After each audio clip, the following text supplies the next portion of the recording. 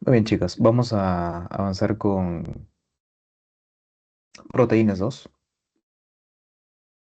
En proteínas uno les había comentado que vamos a hablar del ciclo de la urea, ¿no? Ese es un ciclo en el cual se busca eliminar, por supuesto, compuestos nitrogenados, ¿sí?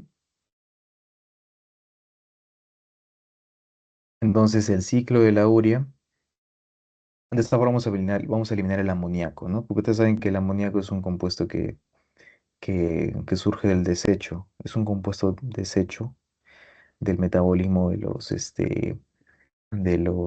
los aminoácidos, de las proteínas, ¿no? En desaminación vimos que por supuesto se libera amonio, luego se forma amoníaco, ¿no?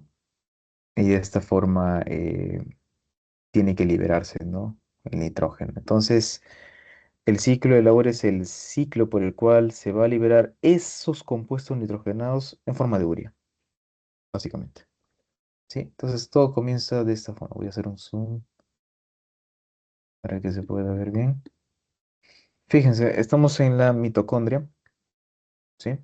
Bueno, más específicamente vamos a ver qué es lo que sucede antes, ¿no? Con la transaminación, ¿no? Tenemos acá el glutamato, por ejemplo. Tenemos glutamina, que llega, por ejemplo, del músculo, ¿no? Llegan al hígado. La glutamina por la glutaminasa pasa a ser glutamato. El glutamato puede entrar en transaminación, ¿no? Se forma el amonio. Y este amonio, este compuesto nitrogenado, pasa a ser carbamoilfosfato, ¿sí? Carbamoilfosfato por una enzima que es la carbamoilfosfato sintetasa 1. Puntual, ¿sí? Pero se utiliza bicarbonato, se utiliza ATP, ¿sí? ¿Se forma qué? Carbamoilfosfato. El carbamoilfosfato, ¿sí? El carbamoilfosfato pasa, digamos, ¿cómo les digo? Se fusiona, no se fusiona, sino que junto con la ornitina, por una ornitina transcarbamilasa tiene que formar citrulina. Entonces sigamos la secuencia, ¿no? Inicialmente tengo glutamato, tengo amonio, NH4, tengo energía, se forma carbamilfosfato, por la carbamilfosfato sintetasa 1, se forma carbamilfosfato, con la ornitina se forma citrulina, por la ornitina transcarbamilasa, ¿ya? La OTC, ornitina transcarbamilasa. La citrulina, esta citrulina puede salir de la mitocondria y por una argininosuccinato sintetasa puede formar precisamente argininosuccinato. ¿De acuerdo? Argininosuccinato. Utilizando, por supuesto, aspartato. ¿Ya? Utilizando aspartato. Entonces, este argininosuccinato, por una argininosuccinasa, libera fumarato y se forma arginina. Y ya estamos casi llegando al final de la vía, fíjense. Entonces, la arginina, por una arginasa, forma ornitina, es decir, regenera ornitina, el ciclo, y libera urea, utilizando agua.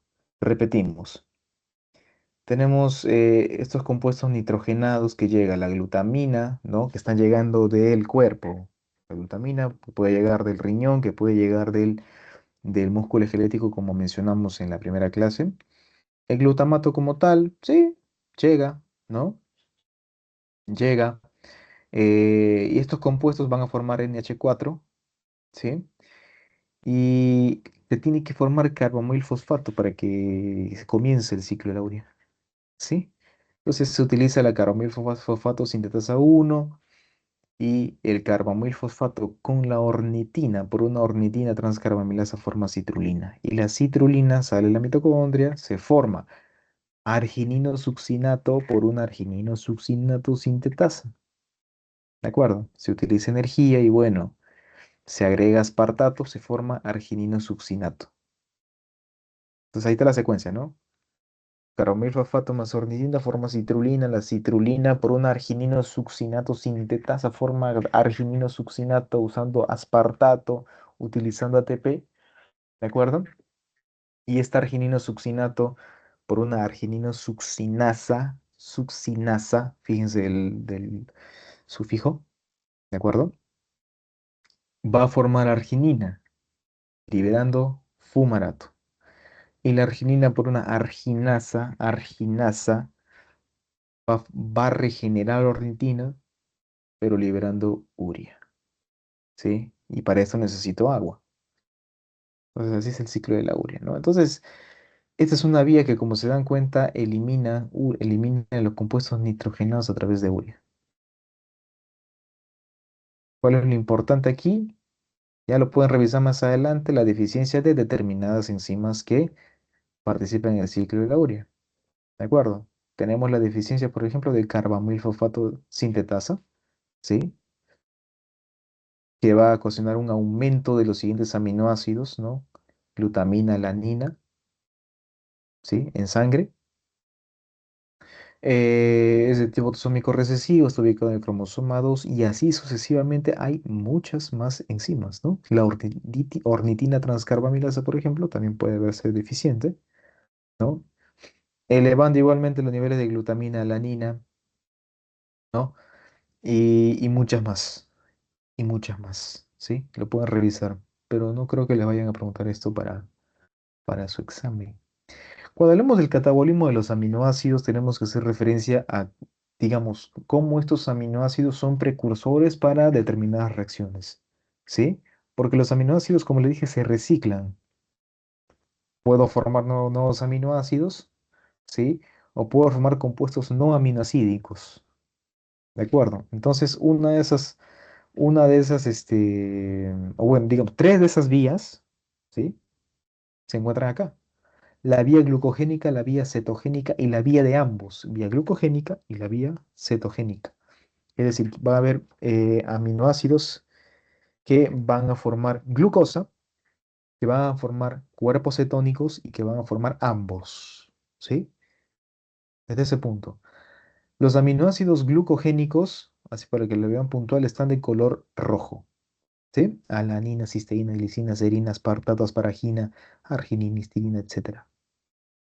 Los cetogénicos, que son dos, lisina y leucina. Acuérdense porque los dos comienzan con L, ¿no? Lisina, leucina. Lisina, leucina, cetogénicos. Y aquellos que son ambos, ya sea glucogénico, cetogénico, treonina, triptófano, tirosina, fenilalanina, isoleucina, ¿sí? Esos son los aminoácidos, ya sea glucogénicos o cetogénicos. Puntual. También lo pueden leer. Entonces, cuando hablemos del metabolismo de los aminoácidos, tenemos que no olvidarnos de los transportadores de un átomo de carbono.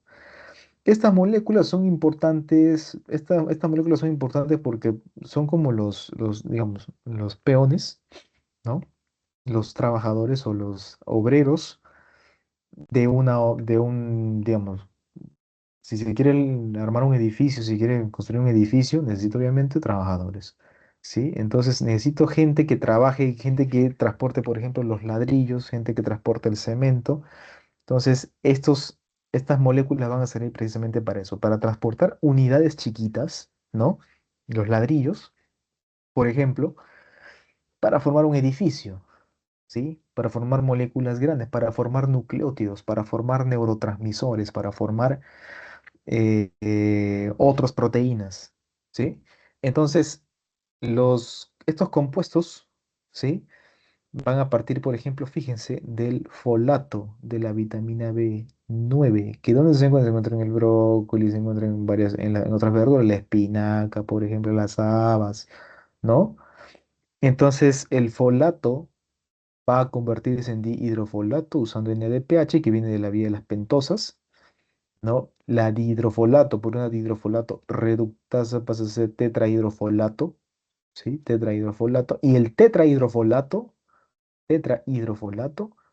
va a servir para la síntesis de más proteínas, síntesis de aminoácidos, síntesis de nucleótidos, síntesis de purinas y síntesis de timidina también, ¿no? De timidina.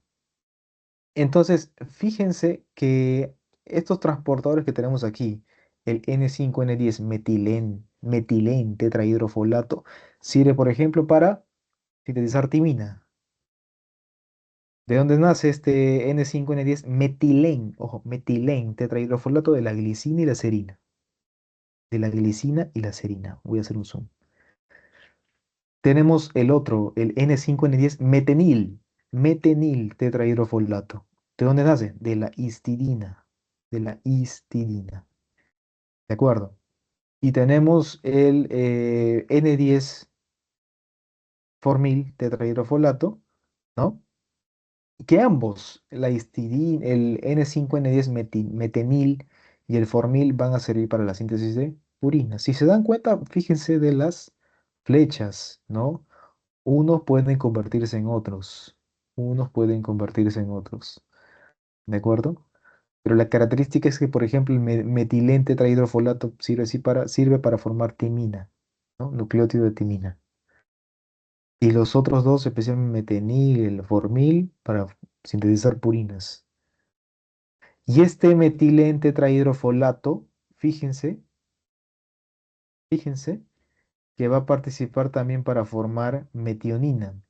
¿Dónde entra la metionina? Ahorita vamos a entrar. Esto es parece un entrelazado de moléculas, así que vamos con calma.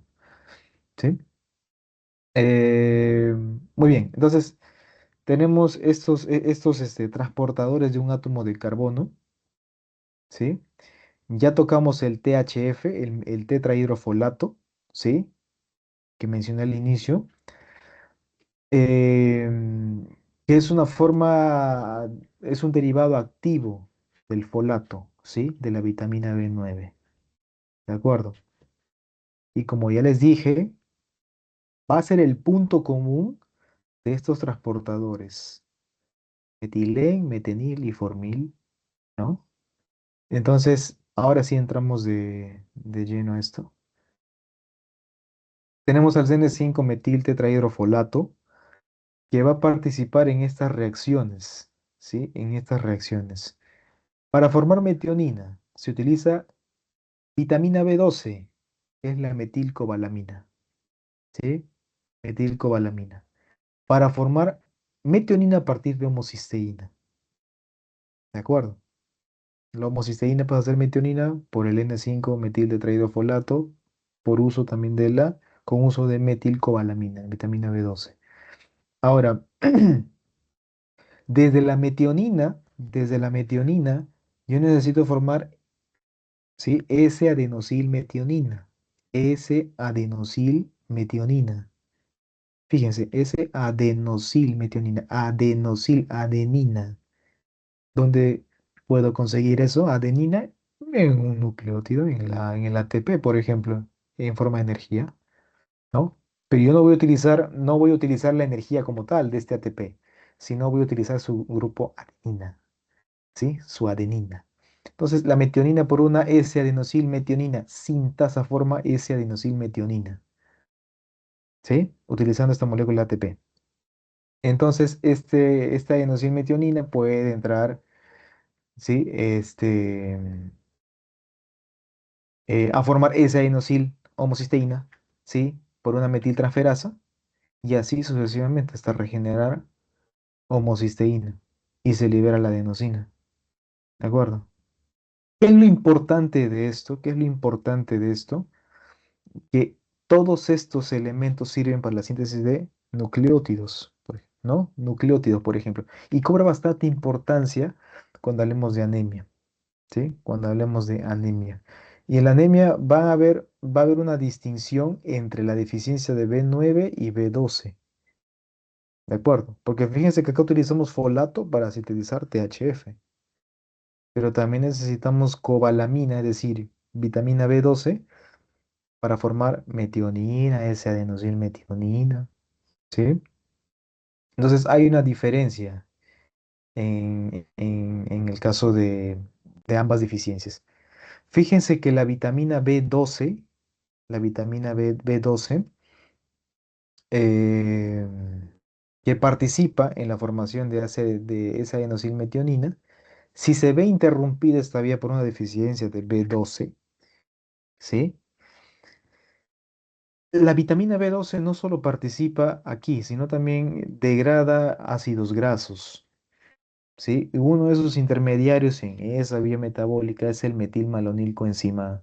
Metilmalonilcoenzima A, que va a formar succinilcoenzima A, ¿de acuerdo?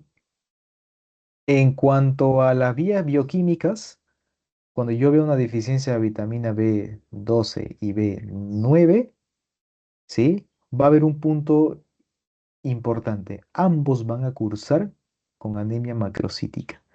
Porque fíjense que en el caso de estas dos deficiencias, ambas vitaminas se usan para sintetizar nucleótidos, ¿sí? Ambos se usan para sintetizar nucleótidos.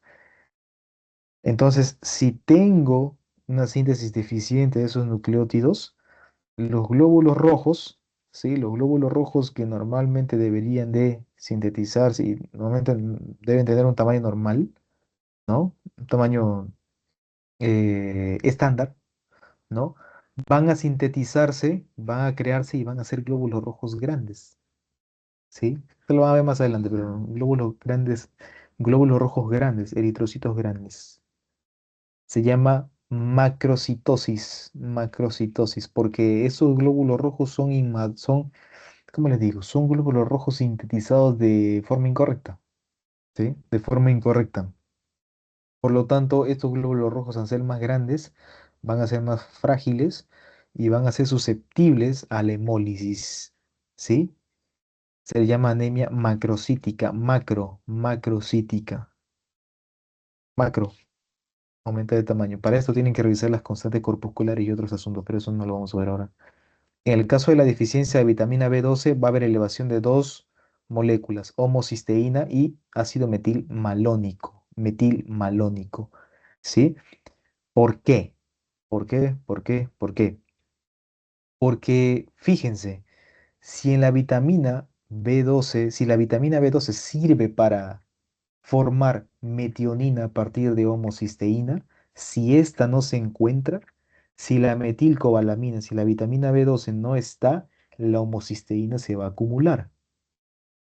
¿De acuerdo? Se va a acumular. Por ese lado se va a acumular homocisteína. Pero también les dije que la vitamina B12 participa en la degradación de ácidos grasos. Y uno de esos intermediarios, una de esas moléculas de metabolismo intermediario es la metilmalonil-CoA, metilmalonil-coenzima A, para formar succinil-CoA. ¿De acuerdo? Entonces, si se altera esta vía por deficiencia de vitamina B12, se va a acumular metilmalonil-CoA y homocisteína. ¿De acuerdo? Una diferencia con la deficiencia de vitamina B9, ¿no? En el caso de la deficiencia de vitamina B9 vamos a tener niveles elevados de homocisteína, pero niveles normales de metilmalonil-CoA, porque el metilmalonil-CoA no necesita de vitamina B9, no necesita de folato, no necesita de folato, mientras que mientras que sí requiere de vitamina B12, ¿no? De cobalamina. Pues esos son los puntos importantes, ¿no? Son perlas clínicas, para que los tengan en cuenta. Lo que vamos a ver ahora es un resumen. He revisado su clase y hay un montón de vías para cada aminoácido. Se han tomado el tiempo de hacer una vía para cada aminoácido. No vamos a hacer eso ahora porque tardaría mucho. Y no les van a preguntar específicamente cuál es el metabolismo intermediario de cada uno, porque son bastantes moléculas, ¿sí?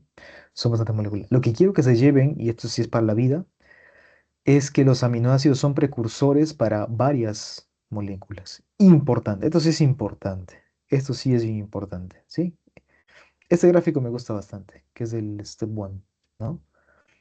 Vamos a utilizar primero este, ¿ya? Por ejemplo, fíjense, en el caso de la fenilalanina, ¿sí? En el caso de la fenilalanina, hay una enzima, bueno, no es una enzima, es una molécula, ¿sí?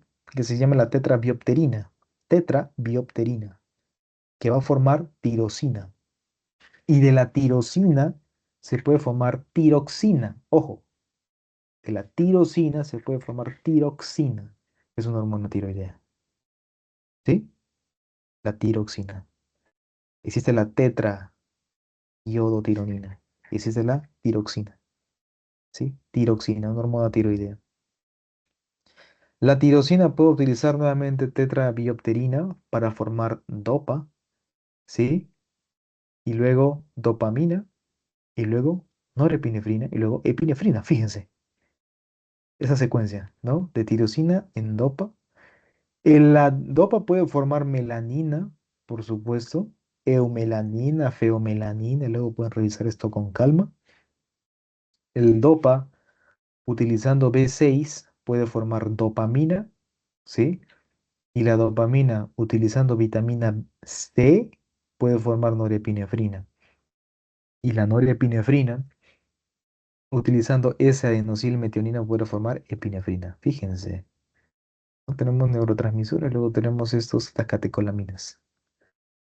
En el caso del triptófano, vamos a ver el uso de vitamina B2 y B6 para formar niacina y luego la niacina puede formar nicotina de nucleótidos, ¿no? NAD y NDP.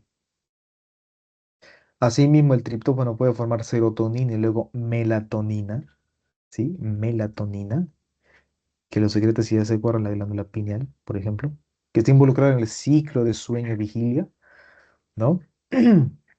La histidina puede formar histamina, ¿no? Histamina, utilizando B6, igual fíjense la vitamina B6, la importancia de la vitamina B6, ¿sí? La glicina puede formar porfirina y luego el grupo hemo. El glutamato puede formar GABA, ácido gamma-aminobutírico, también puede formar glutatión, que es un antioxidante, ya lo veremos más adelante. La arginina puede formar creatina, urea y óxido nítrico. Creatina y luego creatinina, ¿no? Que es un producto de la excreción que va a servir para cuantificar función renal, por ejemplo. ¿No? Este cuadrito, ¿no? Nos desglosa cuáles son los precursores y cuáles son los productos. El triptófano puede formar serotonina, el triptófano puede formar ácido nicotínico, la tirosina catecolaminas y así sucesivamente, ¿no? Y así sucesivamente.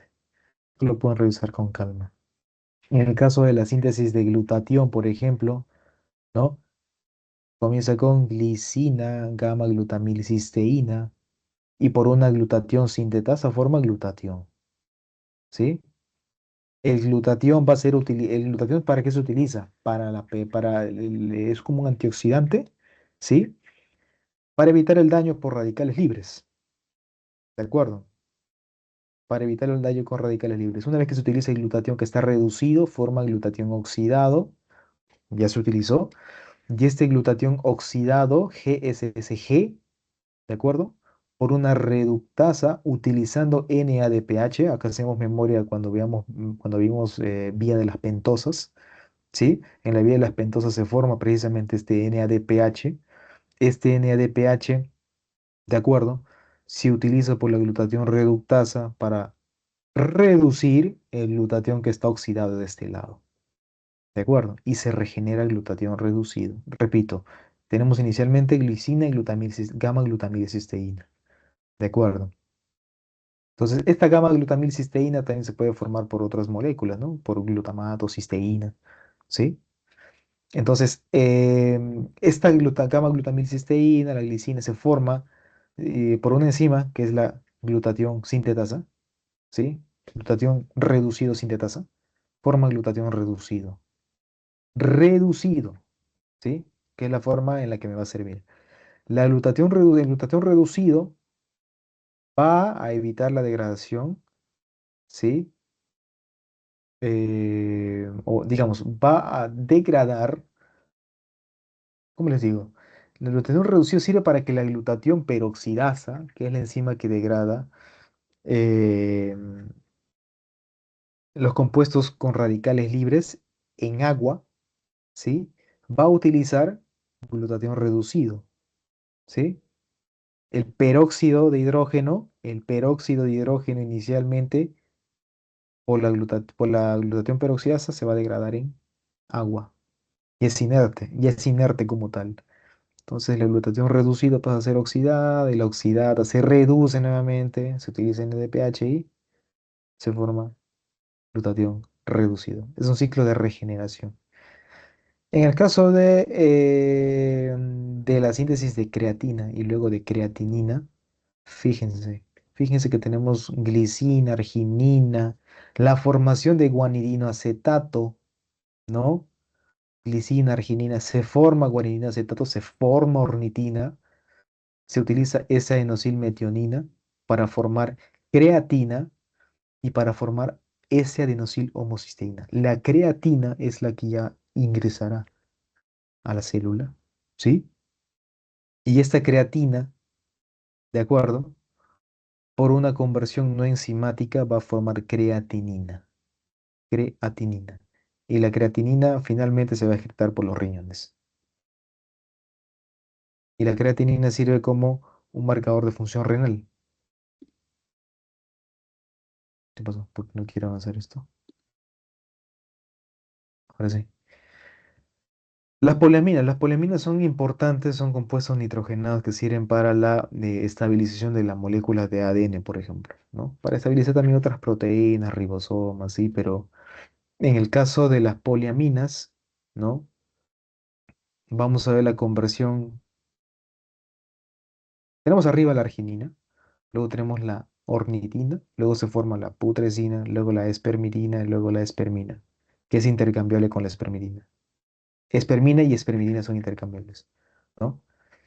Entonces, esto es lo puntual respecto a las poliaminas, ¿sí? Respecto a las poliaminas, van a participar, como dije, en el empaquetamiento de ácidos nucleicos, en la expresión génica, en la epigenética, estabilizar proteínas, regular a las enzimas, ¿no? También participan en el ciclo celular, la apoptosis, la autofagia, la señalización y el balance redox. En muchas otras funciones, por supuesto, y una de ellas es la función inmune, ¿no? Se ha visto que la putrescina, la espermidina, la espermina, la putrescina, por ejemplo, ¿sí? Que es una poliamina que se encuentra o bueno, que se detecta con la putrefacción de las carnes, ¿sí? Todas estas tienen una función reguladora de la respuesta inmune, ¿no? Disminuye la actividad de células T autorreactivas, aumenta la proliferación de células T, ¿no? Y así, de esa forma. Esto es un resumen. Lo que vimos al inicio en el caso de la síntesis de los aminoácidos como precursores para sintetizar catecolaminas. Fíjense, este cuadro es bien bonito. La fenilalanina por una fenilalanina hidroxilasa, ¿sí? Va a formar tirosina. Y en esta condición en la cual hay una deficiencia de fenilalanina hidroxilasa se va a desarrollar la fenilcetonuria, ¿sí? Fenilcetonuria, por acúmulo de intermediarios tóxicos como fenilpiruvato, fenilacetato, ¿no? La tirosina puede pasar a ser ácido homogentísico y por una homogentisata oxidasa formar ácido maleoil acetoacético, fumarato y luego entrar al ciclo de Krebs. Si no hay esta enzima, se produce la alcaptonuria. En el caso de la tirosina, ¿no? Se forma dopa de hidroxifenilalanina. Por una tirosinasa va a formar melanina. Y si no hay esta enzima, la tirosinasa, a repetir, tirosinasa, pues se produce el albinismo. Y así sucesivamente, ¿no? La dopa, ¿sí? Puede formar dopamina por una dopa de carboxilasa. Y el carbidopa, que es un fármaco que se utiliza para los pacientes con enfermedad de Parkinson, ¿sí? Eh, va a degradar, o bueno, va a convertir, ¿no? Dopa en dopamina, la dopa de carboxilasa. ¿Qué más? La dopamina por la vitamina C puede pasar a ser norepinefrina y fíjense de la secuencia, ¿no? De la norepinefrina por esa N-acetilmetionina puede formar epinefrina, luego metanefrina, luego ácido vanililmandélico. Y acá lo importante, acá algo bien, bien interesante es El uso, por ejemplo, de las metanefrinas para cuantificar una enfermedad que se llama el feocromocitoma. O el feocromocitoma, lo habrán escuchado tal vez. Es un tumor de la médula suprarrenal. Y la médula suprarrenal en este caso está secretando catecolaminas. Esta vía está está incrementada en la médula. Sí, porque hay un tumor. Se utiliza la metanefrina para cuantificar esa actividad, ¿no? En el caso de un feocromocitoma. Ahora, la norepinefrina por una catecol o metiltransferasa puede ser no puede convertirse en una normetanefrina y en ácido vanililmandélico, ¿no? Y así sucesivamente. Esta es la secuencia. En cuanto a patología, bueno, recuerden que hablamos de la fenilalanina que pasa a ser tirosina por una fenilalanina hidroxilasa, que es precursor de tiroxina, de dopamina, de melanina, y luego de prepinefrina, epinefrina. Si esta enzima se ve disminuida, o bueno, si se ve disminuida, vamos a tener una actividad, bueno, vamos a encontrar en este paciente fenilcetonuria, ¿no? Fenilcetonuria. Y así sucesivamente, ¿no? Entonces, esos pacientes van a tener, por un acúmulo de esos intermediarios tóxicos, van a tener falla en el desarrollo intelectual, microcefalia, eh, convulsiones, piel hipopigmentada, porque no se forma melanina, eczema y un olor como a algas, un olor así como a algas, ¿sí? Característico de los pacientes con fenilcetonuria, ¿no? Entonces, ¿esto por qué se puede dar? Por la deficiencia de el cofactor que ya habíamos comentado, la tetrahidrobiopterina, ¿sí? Porque sirve para que la enzima trabaje. O también tenemos esta otra condición, que es la embriopatía de fenilalanina, ¿no? En el cual hay grandes niveles de fenilalanina en pacientes gestantes con fenilcetonuria y esto puede causar retraso en el desarrollo del feto, microcefalia, etcétera, ¿no? Defecto congénito, lo que ya habíamos comentado. En la homocistinuria teníamos, recuerden, en la homocisteína, ¿no? La homocisteína que pasaba a ser metionina por la metionina sintase que utilizaba vitamina B12. Y tenemos la homocisteína también para formar cistationina con una cistationina sintasa y luego formar cisteína, ¿no? La homocistinuria se da por deficiencia de precisamente de la cistationina sintasa, ¿no? Va a haber una caída en los niveles de eh, cistationina, de cistationina.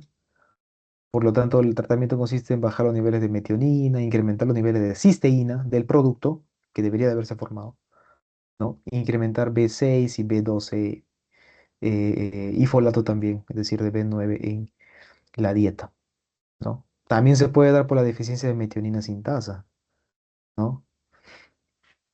Si se, defi- si se ve alterada esta enzima, se va a acumular la homocisteína y va a disminuir la metionina. Tratamiento, darle metionina al paciente.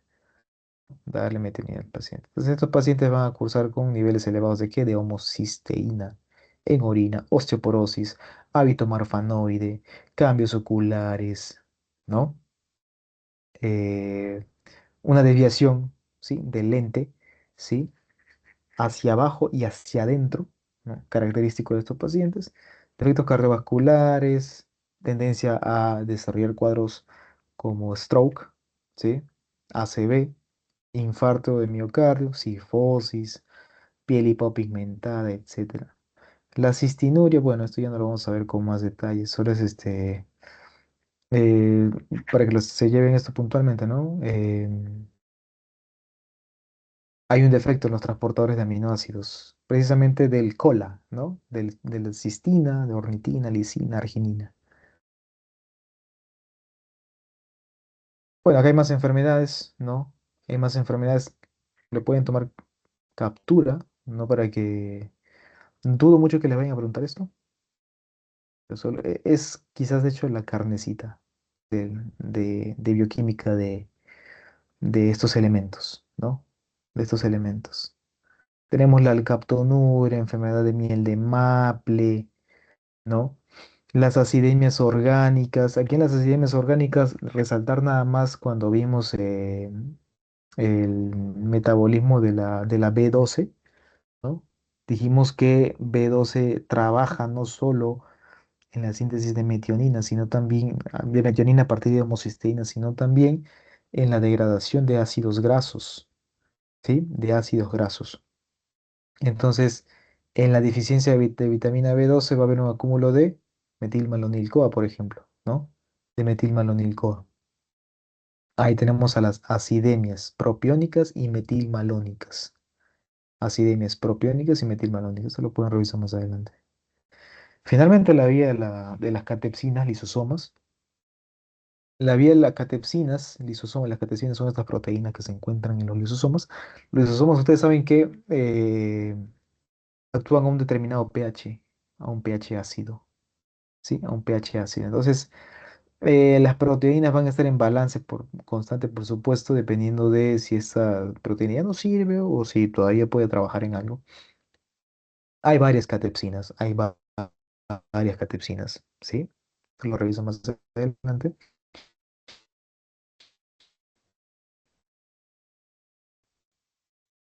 Está el ubiquitin proteasoma. Esta es una maquinaria de destrucción de proteínas. Luego, por supuesto, ¿sí? Una molécula que va a marcar una proteína de interés. Y luego comienza la activación de estas enzimas, ¿no? E2, enzima activadora, la enzima conjugadora y la E3, la proteína ligasa, E-ligasa, ¿sí? Que va a reconocer la proteína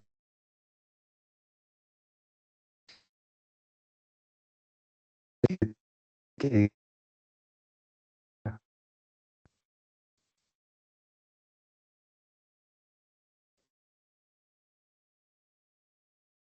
este al proteosoma, este proteosoma que es como un barril. Y eso es todo. eh, Eso es todo en cuanto